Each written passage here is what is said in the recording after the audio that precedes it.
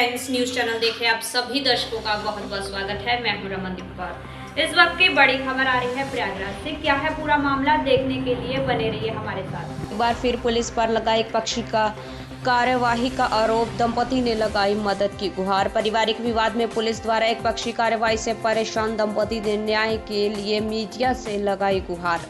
पूरा मामला मुठीगंज थाना इलाके का है, जहां पर दीपक गुप्ता अपने परिवार के साथ रहते हैं।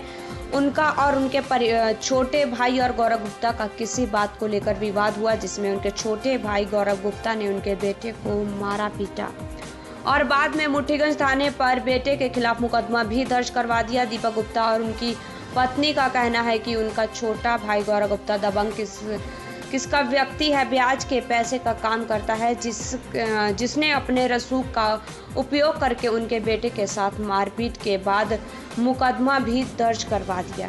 अब लगातार मुठीगंज थाने की पुलिस एक पक्षी कार्रवाई करते हुए उन लोगों को परेशान कर रही है। दीपक गुप्ता का यह भी आरोप है कि उनका भाई लगातार उन लोगों को जान से मारने की धमकी और थाना पुलिस करके परेशान करने के जान से मारने की धमकी देता रहता है। आइए सुनाते हैं दीपक गुप्ता पीड़ित ने क्या कहा और पिंकी गुप्ता ने क्या कहा। आइए बने रहिए हमारे साथ और सुनाते हैं।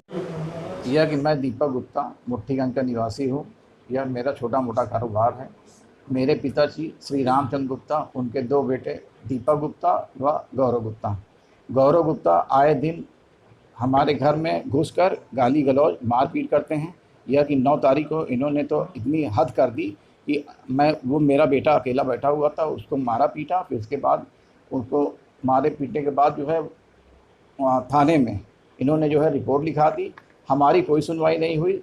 हमारी जो है कोई सुनवाई ना होने की वजह से मैं परेशान था। दूसरे दिन हमारी बेल हुई। बेल होने के बाद जो है इनका अब आए दिन जो है किसी न किसी रूप में थाने से फ़ोन आ रहा है और मुझे परेशान किया जा रहा है। वो जो है उनको जो है मौत समर्थन प्राप्त है हुआ कि मिठाई व नमकीन व बाकायदा गौरव जी पहुंचा रहे हैं, क्योंकि उनका ब्याज का काम है और यह कुछ करते होते हैं नहीं।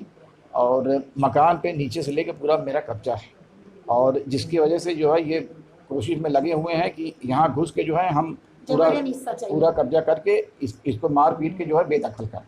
मामला यहाँ मकान का है। पुलिस ने अभी तक क्या कार्रवाई की? पुलिस ने अभी तक कोई कार्रवाई नहीं की। हम ही को मुलजिम बना दिया, हम ही को सब कुछ बना दिया और इनके खिलाफ कोई कार्रवाई नहीं हुई। और आए दिन पुलिस का जो है ये थाने से अभी फ़ोन आ रहा है। क्या मांग है आपकी? हमारी मांग ये है कि वहाँ से कोई फ़ोन ना आए और यह कि आप लोगों का पूरा सपोर्ट रहे, हमारी बातों को ऊंचे अधिकारियों को पास पहुँचाया जाए कि इनकी जान माल की रक्षा की जाए।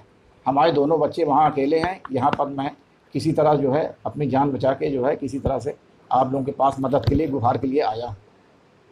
मेरा देवर मुझे बहुत परेशान कर रहा है। मेरे बेटों को आके मारता है, ड्रिंक करके आता है, कपड़े खोल के कहता है मैं लड़ूंगा तुमसे, मारूंगा पीटूंगा। मुझे मेरे पावर को तुम अभी पकड़ नहीं पाओगे। मेरा पावर कहाँ तक है। मकान दो मुझे, मकान से निकलो तुम। अगर मकान से नहीं निकलोगे तो तुमको हम किसी भी तरीके से मकान में हम कब्जा कर लेंगे। 9 तारीख को ये आया। 9 तारीख को आता है दुकान पे, देखता कोई नहीं है, बड़े लोग कोई नहीं। मेरा बेटा कस्टमर को माल दिखा रहा था। आते ही ईमान जो है उसको माँ बहन की गाली बकने लगा। मेरा बेटा बोला कैसे बोल रहे चाचू, तो कहता क्या है, फिर गाली बक्का। उसकी साइकिल रखी थी, साइकिल उठा के पटक दिया। मेरा बेटा कहता वीडियो बना रहे, अब आप बोलिए। उतने में उसका फ़ोन खींच के तोड़ के पटक दिया। पटकने के बाद उसका कॉलर पकड़ के उसको पंच उसके पेट में मारा।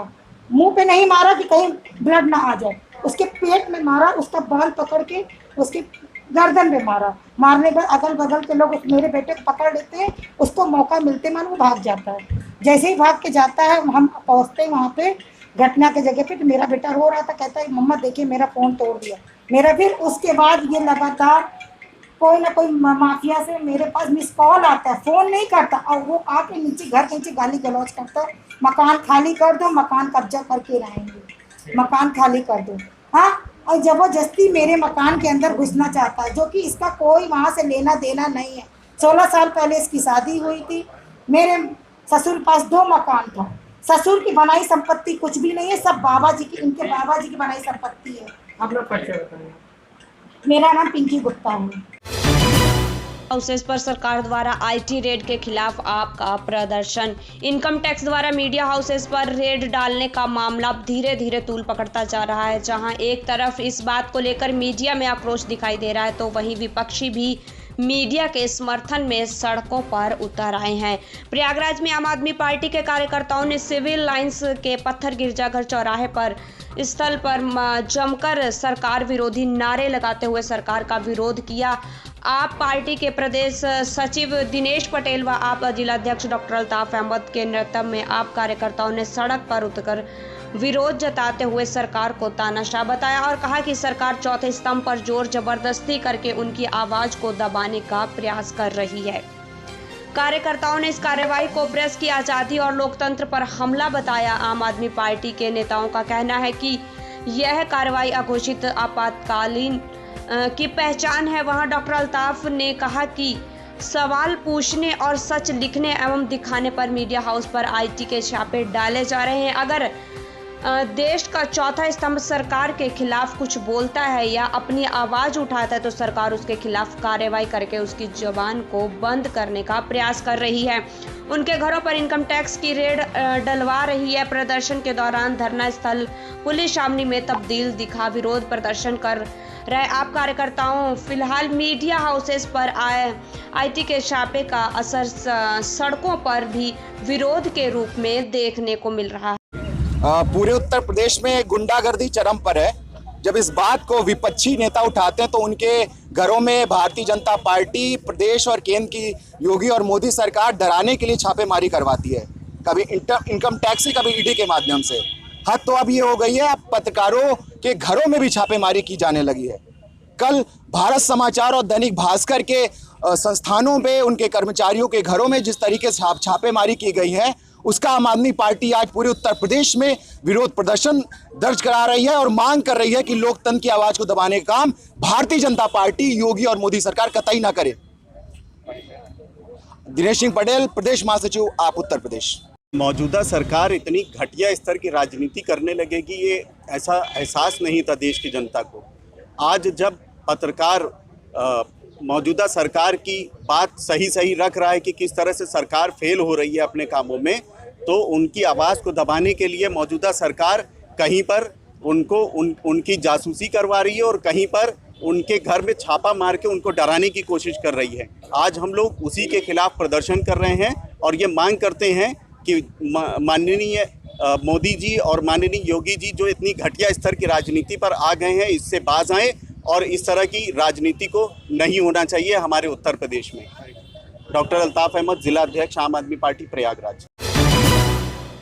अपने प्यार के लिए 7 लोगों को कत्ल करने वाली शबनम की फांसी की सज़ा उम्र कैद में बदली जा सकती है। इस मामले में गवर्नर आनंदीबेन पटेल ने सज़ा को कम करने की अर्जी यूपी सरकार के पास भेज दी है। इलाहाबाद हाई कोर्ट की वकील शहर नकवी ने गवर्नर के पास शबनम की सज़ा को कम करने की अर्जी दी थी, जिस पर विचार करने के बाद इस अर्जी को उचित फैसला लेने के लिए गवर्नर ने यूपी सरकार को भेज दिया है। राजभवन से गवर्नर का निर्देश यूपी के कारागार विभाग को भेज दिया गया है। वकील शहर नकवी ने अपनी अर्जी में दलील दी थी कि स्वतंत्र भारत में किसी भी महिला को अभी तक फांसी नहीं हुई है। इसके साथ ही उन्होंने अर्जी में शबनम के 13 साल के बेटे ताज उर्फ बिट्टू का भी हवाला दिया था।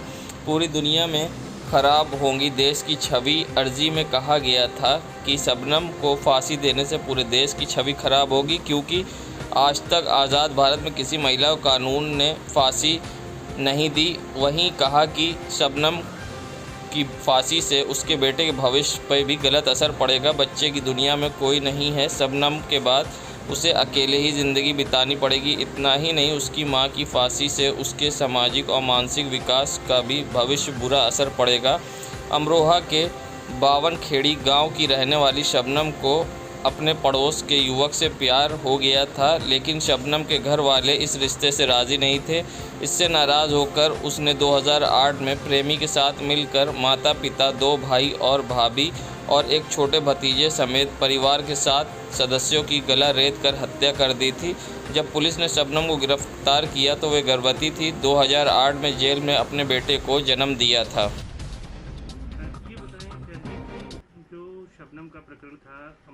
बावनखेड़ा गांव का, जिसमें उसे फांसी की सज़ा हो गई है, उसको किस आधार पे कब आपने राज्यपाल को पत्र लिखा था और अब उसमें पत्र का क्या जवाब आया है, और इस हिसाब से आपको क्या उम्मीद है कि शबनम को क्या रिलीफ मिल सकती है?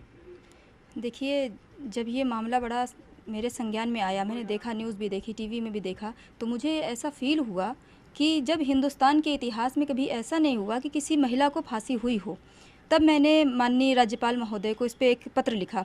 तो मेरे पत्र पे 23/2/2021 को मैंने पत्र लिखा, तो उस पर अब जवाब आया मुझे। जब अब जवाब रिसीव हुआ तो रिलीफ था, उसमें अच्छा खासा रिलीफ दे दिया है उन्होंने। प्रमुख सचिव कारागार को उन्होंने डायरेक्शन दे दिया है, इस पर ऑर्डर कर दिया है, उसको डिसाइड करने, विधि के अनुसार उसे डिसाइड करने का आदेश दे दिया है। तो ये एक बड़ा अचीवमेंट था और मुझे बहुत खुशी है कि मैं सक्सेस हो पाई, कामयाब हो पाई किसी लेडीज़ को न्याय दिलाने में।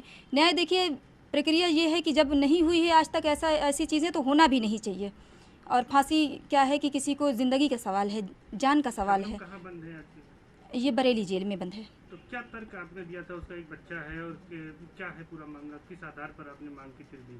मैंने बच्चे को कहा था कि बच्चा एक तख्ती लेके, मैंने देखा कि ब्लैक बोर्ड में लेके बहुत रो पीट रहा था, और समझदार बच्चा है। अगर ये नादान होता, उसको जानकारी नहीं होती इस चीज़ की, तो हो सकता है तो वो मैनेज हो जाता। अब वो समझदार हो चुका है, उसे ऐसा लगेगा कि मेरी माँ को फांसी दे दी गई, मुझे न्याय नहीं मिला। अपने भी उसके कुछ राइट्स हैं, कॉन्स्टिट्यूशन ने, इंडियन कॉन्स्टिट्यूशन ने अपने बच्चे को भी कुछ राइट्स दिए हैं। उस राइट्स का मैंने हवाला दिया कि उसके भी अपने अधिकार हैं, और इस अधिकार के तहत उसके साथ ऐसा नहीं होना चाहिए कि उसके मानसिक विकास के कोई बाधा उत्पन्न हो जाए या उसके ऊपर कोई बुरा इफ़ेक्ट पड़ जाए, उसके दिमाग में कोई गलत भावना आ सकती थी। इसलिए मैंने उसको बेस बनाते हुए न्याय की गुहार लगाई। न्याय जहाँ तक मुझे प्राप्त हो चुका है। क्या लगता है कि लांछन कोई लगाएगा उसके बच्चे पर, ये सब भी प्रभाव पड़ सकता है? ये मैंने इस चीज़ को मेंशन किया है कि कल को बच्चे पे लांछन लगाया जाएगा, लोग ताने मसले करेंगे, तो वो जी नहीं पाएगा चैन से, और उसके दिमाग पे भी असर पड़ा सकता है, करियर पे भी बुरा असर पड़ेगा। किसी का करियर पूरी ज़िंदगी के लिए, आज इस औरत को फांसी हो जाएगी, चलिए मान लिया कि हो जाएगी, उसने अपराध किया, मानते हैं, लेकिन अगर इस सज़ा को मैंने यही मांग की है कि आजीवन कारावास में अगर बदल दिया जाए तो उसके बच्चे के मानसिक विकास पे या उसके करियर पे बुरा असर नहीं पड़ेगा। यही मांग की है हमने। तो प्रमुख सचिव कारागार इसको जो है डिसाइड करेंगे, आदेश आएगा? जी, उनके लिए आदेश हो चुका है, वो डिसाइड करेंगे सर।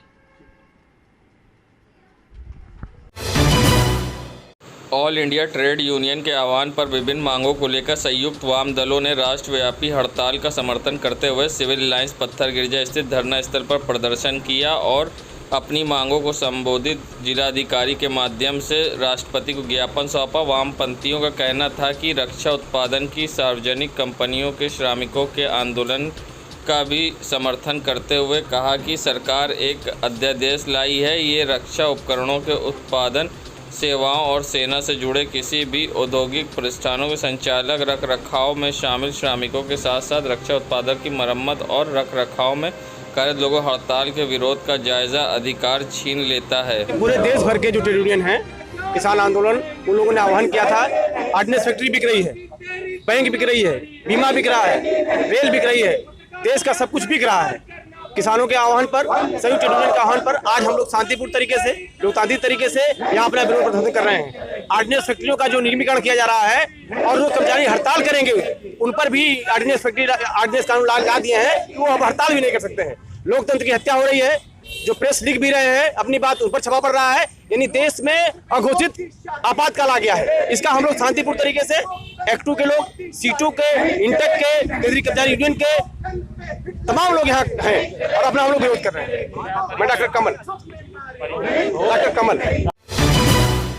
संगम नगरी प्रयागराज वैश्विक महामारी कोरोना के कारण स्कूल कॉलेज बंद होने के साथ ही ऑनलाइन क्लासेस चल रही हैं, जिससे बच्चे की स्टेशनरी की दुकानों पर कम आना जाना हो रहा है और लोग भी स्टेशनरी कम ख़रीद रहे हैं, क्योंकि स्कूल जब खुलता था तो स्टेशनरी की ज़्यादा इस्तेमाल होते थे, मगर अब ऑनलाइन पढ़ाई के बाद ना ही यहाँ पर स्कूलों में स्टेशनरी सप्लाई हो रही है, ना ही बच्चे यहाँ लेने आ रहे हैं। दुकानदार, अब सन्नाटा पसरा रहता है दुकानों पर और दुकानदार भी परेशान नज़र दिखाई दिए। दुकानदारों का कहना है कि अब वो किस तरह से अपना जीवन यापन कर रही है वही जानते हैं। आइए सुनाते हैं क्या कहना है। पहले सब में बहुत बुरा असर है, इसलिए कि बच्चे स्कूल नहीं जा रहे हैं, इसकी वजह से मार्केट बहुत लो है।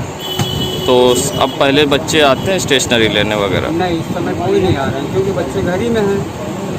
तो किस तरह से आप लोग अपना जीवन यापन कर रहे हैं, किस तरह से? बस जिस तरीके से कटना चाहिए उस तरीके से नहीं कर रहा, लेकिन किसी तरीके गुजारा हो रहा है। क्या नाम है आपका? हरी संगम नगरी प्रयागराज के रामबाग क्षेत्र में सड़क किनारे लगे ट्रांसफार्मर और नीचे खुले हाई 440 के तार किसी न किसी बड़ी दुर्घटना को दावत दे रही है। जबकि आप देख सकते हैं सड़क किनारे खुलेआम यहाँ पर ये तार खुला हुआ है, ना ही किसी तरह से इसको ढका गया और ना ही किसी तरह सेफ्टी लगाई गई। किसी टाइम बड़ा हादसा हो सकता है और लोगों का कहना यहाँ बारिश का टाइम है और किसी टाइम भी करंट ज़मीन में उतर सकता है। आइए सुनाते हैं क्या कहना है। ये बिल खुला हुआ है, बरसात का समय है, कौन कब क्या हो जाए कोई भरोसा नहीं है। ये कहाँ का जगह है? ये रामबाग है। तो यहाँ कोई देखने वाला बिजली वाला नहीं आता? कोई नहीं आता। क्या नाम है आपका? संगम नगरी प्रयागराज स्मार्ट सिटी और बड़े बड़े दावे करने के बाद प्रयागराज में अनाउंसमेंट किया जा रहा है कि यातायात नियमों का पालन करें, मगर यातायात नियम पालन कराने वाली लाइट जब खुद ही बंद हो तो लोग नियम का पालन कैसे करेंगे। ये नज़ारा है रामबाग के पास का। एक रास्ता रामबाग स्टेशन जाता है तो एक फ्लाईओवर। ये रामबाग चौराहे पे आप देख सकते हैं किस तरह से इस ट्रैफिक नियम की लाइट बंद पड़ी है और ना ही कोई सुध लेने वाला है, जबकि दोनों साइड से ट्रैफिक की लाइटें बंद है और लाइट भी आ रही हैं, स्ट्रीट लाइट जल रही है, फिर भी ट्रैफिक लाइट बंद दिख। ऐसे में ट्रैफिक लाइट बंद होने के कारण लोग चारों तरफ से आते जाते दिखाई दे रहे हैं और ऐसे में कोई दुर्घटना होती है तो उसका जिम्मेदार आखिर होगा कौन। प्रयागराज के जीरो रोड बस अड्डे से चंदलोक की ओर जाने वाली ये सड़क और मंत्री नंदी के घर के बाहर ये सड़क है। आप देख सकते हैं कक्कड़ रोड, जहां पर खुले हुए तार बिजली के नीचे सड़क पर झूल रहे हैं। और सबसे बड़ी बात, यहां से हर टाइम जीरो रोड बस अड्डे से आने जाने वाली बसें गुज़रती हैं और आप अपनी स्क्रीन पर देख सकते हैं कि बस के कितने करीब है ये तार। अगर बरसात का मौसम है, किसी टाइम अगर तार से बड़ा हादसा हो लोगों की जान से जोखिम में डालकर ये झूलते हुए तार बिजली विभाग को शायद आज तक नहीं दिखाई दिए, जबकि ये रोड मंत्री जी के घर से चंद कदम की दूरी पर है और आप देख सकते हैं किस तरह से तार सड़क पर झूल रहे हैं। अगर जल्द ही इस पर कुछ नहीं कार्रवाई की गई तो ये किसी बड़ी दुर्घटना को अंजाम दे सकता है। देश दुनिया की खबरों के लिए world media times news channel को सब्सक्राइब करें।